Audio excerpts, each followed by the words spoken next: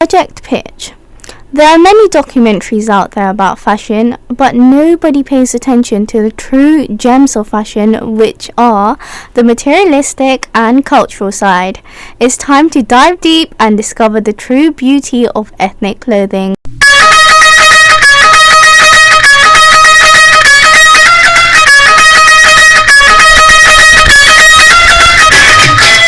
Hi, my name is Jacqueline Kaur, and this is my short documentary on how ethnic fashion influences mainstream Western fashion. This then will be published on YouTube, as I feel YouTube is a great platform to engage with my dedicated audience. My target audience are 18 to 25-year-olds who are passionate about learning and those who use social media on a daily basis, individuals who have a genuine interest in fashion. My measure of success for this project will purely be based off whether or not I have met my set targets, which are to educate people on fashion and show acceptance for individuals that represent their culture in public and on social media. In this documentary, I will be discussing about ethnic clothing, Bollywood and Hollywood, as well as the latest fashion trends. Moreover, we are going to discuss where materials were originated and how they are being utilized around the world. My documentary will be set in the markets of India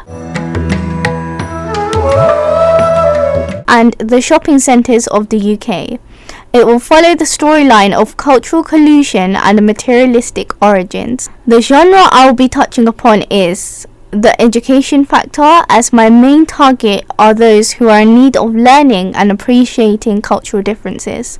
This may confine where the clothes are manufactured, what the difference is between retailers and cultural trends. The backstory of fashion in India can be traced all the way back to 2500 BCE. Indian fashion has had a significant influence on British, who were particularly drawn to the creative patterns and styles of shawls, kurtas and pajamas. Did you know that ethnic clothing is a big part of the industry? Statistically, it makes up a total of 95% of the fashion industry, as nearly all of the clothes are manufactured in parts of Asia such as India, Bangladesh and even China, as it's very cheap to make in bulk and it comes across as affordable for most warehouses and retail companies. The unfortunate thing is not many of us know where the clothes we wear are made or where they even come from.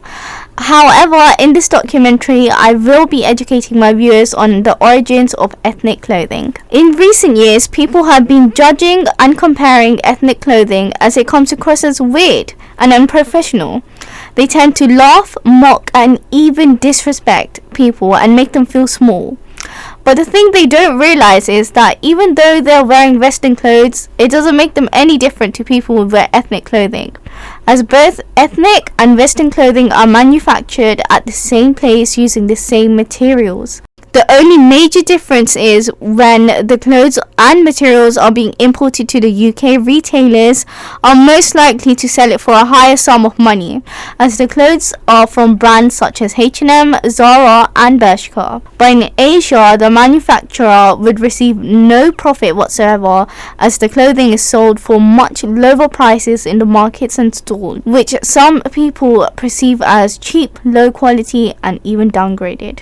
However, recently, ethnic clothing has been seen making appearances in westernized parts of the world such as the UK, USA and Europe, where Hollywood celebrities such as Gigi Hadid and Zendaya have been seen flaunting cultural clothing. This is a great opportunity to demonstrate ethnic fashion to the younger generation, to make them understand the worth and the hard work that goes behind it, so they can show somewhat of cultural appreciation. Not only that, but Hollywood and Bollywood have been seen imitating each other for a while, creating a cultural fusion between both of them. In the past years, we have witnessed many celebs walking across the red carpet wearing Indian clothing and accessories such as bindis to complement their outfit.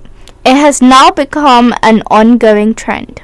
One code that I have found out that represents dignity are bindis, which are a staple accessory that descends from India. Mostly Hindu and Punjabi women wear it to symbolize their marital life. Materials imported from Asia are used by different fashion designers to create unique outfits in comparison to traditional clothing. However, in Asia, if we were to wear the same, we would have no cultural appreciation.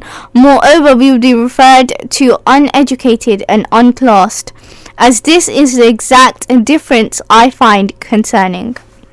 Some aspects of Instagram influencers, TikTokers, and YouTubers really do make an impact on fashion, but they really do give a bad perception on their feeds. Some might even disrespect it, talk bad about it, and some might even start their own trend out of Indian clothing. Since we are talking about cultural appreciation, I really wanted to touch upon different cultures and origins, such as France. Not many of us know this actually, but France produced jeans. They were originally made for builders back in the day, but slowly it became a fashion trend where models even showed them off during London-Paris Fashion Week. Whereas in Atlantic, people most commonly known as Eskimos used to make coats made out of caribou hide to keep out the cold and keep them warm and toasty during winter. This has become a staple material for fashion over the years, where it would be used to make blankets, coats and rugs, as well as much more.